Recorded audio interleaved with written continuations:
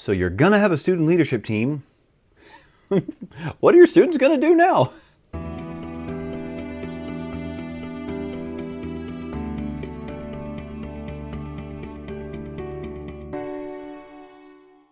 Hey everybody, my name is Ronald, and thanks so much for being here and watching this continuing process of having student leadership teams. We've talked about why we should have student leadership teams. We talked about who is going to be on the student leadership teams. And so today we're going to talk about what students can do. Or to put it this way, what can students do?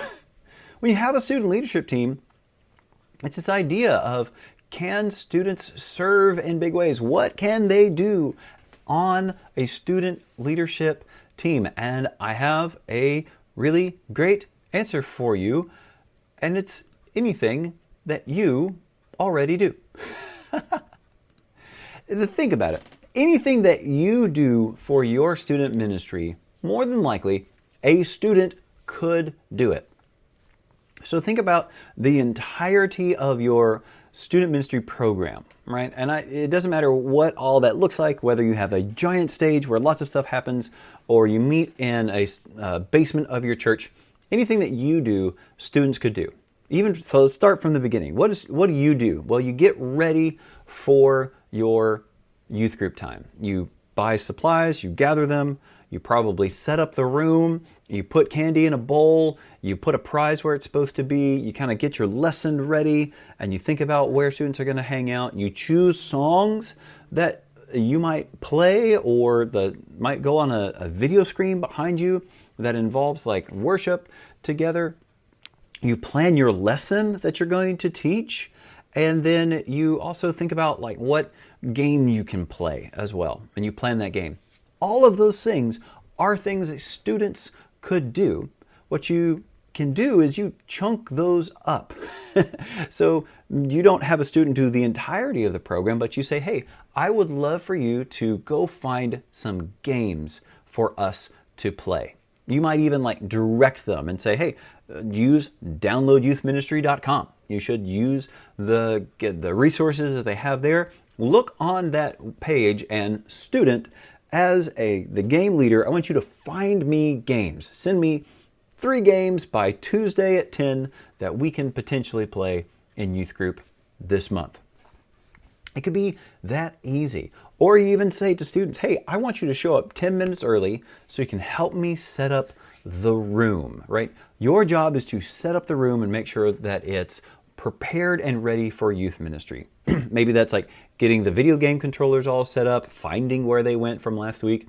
Maybe it's setting up 9 square in the air if you've got that, or the foosball table, putting out the chairs like they're supposed to be, turning on the projector, and all the things. You can have a student ministry setup team that they come in and they set everything up and they prepare what you've got. Hey, this is Ronald interrupting myself, I guess. I just wanted to remind you that down below in the description, there is a email newsletter sign up where you can sign up to receive just a weekly email from me that tells you that the video is live and gives you a summary of it. And it also gives you 3 huge gifts. Number 1 is a 30-day youth pastor challenge where you attempt to become a better youth pastor over 30 days, where I guide you through what that looks like over some really short videos and some emails. There's also the How to Survive Youth Ministry, the emergency guide.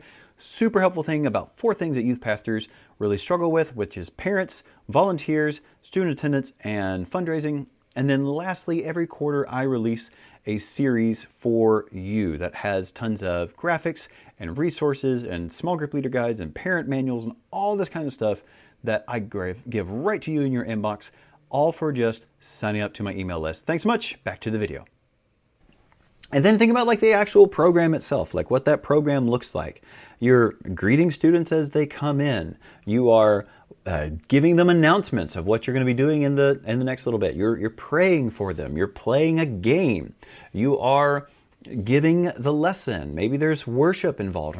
Students can do each of those things as well. Students can be a part of like the welcome team, the welcome committee, whatever you want to call them. They can greet students as they come in and they say, hey, you're so glad you're here. You're a student just like me. What's your name? What school do you go to? Have you been here before? Do you know anybody? You can invite students into that by just putting them on a welcome team. The same deal for the stage. You give announcements, you pray, you lead a game. Students can do those types of things. When I was in my middle school ministry, I split those things up, and I actually had one student who would welcome everyone, say, hey, watch this funny, silly video that we've got this week. They would ask some icebreaker questions and take the mic around the room. And then they would actually even read some scripture and say, hey, here's an encouraging verse for the day. Boom, somebody read this verse for us. And then they would give the announcements for the day, whatever the announcements needed to be. Sign up for the retreat. Hey, we've got this really big Sunday outing happening next week. You need to sign up here. The fall weekend retreat is happening. Summer camp is coming up. Whatever those things were, they were making those announcements. And then they would pass off the microphone to another student who would then lead the games that we would play. And so that student's job was to lead the games and to be the hype person and lead games of what we would do. And then once we were done with the games, then they would hand it off to the student ministry worship band, right? The worship team. So like kids who are playing guitar or keyboard or drums or whatever, or coming up and singing, they would all come up on stage and they would lead us in to worship songs. And by the time that were done, someone would pray and then I would come up to teach. So what was great about doing it this way is I wasn't even on stage for the first half of our student ministry program. It was all student-led. And the reason it was student-led is because I gave up the things that I really like to do, like making the announcements and being silly on stage and leading games and all that stuff. I gave that over to students because I knew they could do it, because they can do anything I already do. You also think about it. What happens throughout the week in your role that you could hand off to students? Could you have them texting students who didn't come one weekend? Could you have them texting their peers and saying, hey, just want to let you know we're praying for you. I've got your prayer request on the prayer wall or the thing. And yeah, I'm praying for you right now. That'd be big and really great. You could have students who are reaching out to other students just to say, hey, we'd love to invite you to come, because you've given them a list of students of who they could invite to come. A whole bunch of things that you do in your ministry, and you could have students do them because you want them to have ownership in the student ministry. So anything you already do is something you could have students do on the leadership team. Do you know what else you could have students do? Tasks you don't have time for. Maybe you're thinking, oh, this would be really fun. I'd love to do this, but I don't have time. Well, maybe you could think, if I could make this into a role for you as students to do, maybe this thing could happen. Think about like students leading a Bible study at their school. You'd like to do it. Maybe it'd be fun and you're even allowed on campus, but you're just looking at the timing of what it looks like and how it could happen. And you could just go, hey, here's the deal. Let's prepare some stuff together, and you go, you're on your campus and lead this Bible study and invite kids to church. Hey, that could be a great thing that students could do. There are probably tons of other tasks on your to-do list that students could do. I had a friend who he never made slides for, when he was teaching. He had a student who made those slides for him. So he would just send those notes to the student would make the slides and send them back. And that's how he had that particular student serving in his ministry.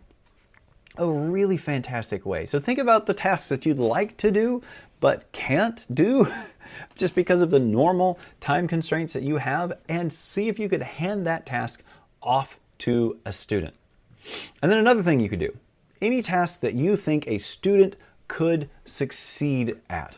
Now this is a big deal. You don't want to tell a student, hey, I want you to give a 30-minute talk to the peers. I want you to lead the Bible study today and kind of throw them into it. You want to give them tasks that they can succeed at.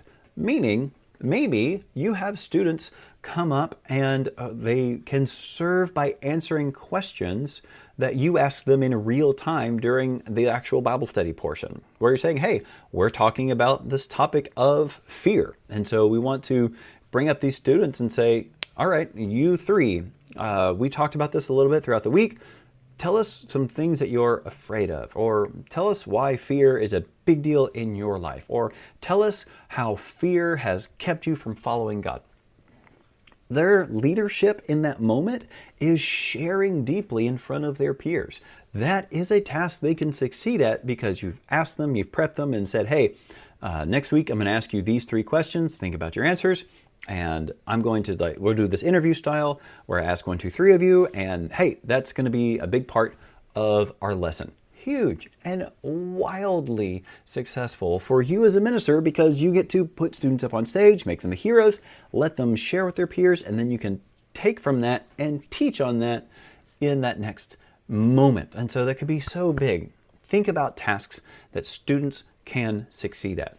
Maybe you do give a student a part of the teaching time. You give them 5 minutes to talk about this one particular verse, and you have them write out what it is they're going to say, and then they actually come and they present that to their peers. And it's a big win because they shared for 5 minutes up on stage while you stood there and, cheered them on. Give your students who are going to serve in these things tasks they can succeed at. Meaning, if you think a student is going to be ready in a minute to play guitar, but they're not ready right now, maybe you play with them, or use a backing track, or invite someone who's maybe a little bit more skilled to play guitar along with them. But you let that student succeed at that task and then give them more and more responsibility as they grow. Any task a student can succeed at, give it to them. And then there's other things that you can do as well. Students will probably find that they are passionate about something that maybe you're not quite as passionate about. And that's fine. Maybe students will come up to you and say, hey, Pastor, I've got some great ideas that I think would be really great for our youth group. Why don't you do them? You could then turn that around and say, actually, student, here's what we're going to do. I love that idea, but I don't have the time to make that happen. You, however, do have the time to make that happen. Let's see if you can make this creative or passion project happen because you want to do it and you are behind it. And then you offer support to that student as they move along through the process. It could be really, really huge and helpful and allow them a chance to serve in a big way, something that they care deeply about, and to potentially impact their peers and serve in the student ministry as well. So just think about this from a standpoint of what you're doing. Anything that you do throughout the week in youth ministry is a potential task you could hand off to a student and allow them to serve in a big way, as long as you chunk it down and make it the right size for a student to be able to tackle it in the time frame that they have throughout the week. And the more and more that you give away to students, the more they can serve, the more they can do, and the more the ministry looks like it belongs to them and is less just you up on stage running everything. I promise it will pay huge dividends. And in fact, I love this story of one time when I had a parent who said, hey, Ronald, I just want to come in and pop in and see what's going on in middle school ministry. And said, yeah, sure, of course, just walk around with me while we're doing this. And he actually walked around while all of the upfront stuff was happening, where a student did announcements and the student led games, and then students led the worship that we had. And he watched as students were doing all the tech behind, and he watched the students who were welcoming as people came in.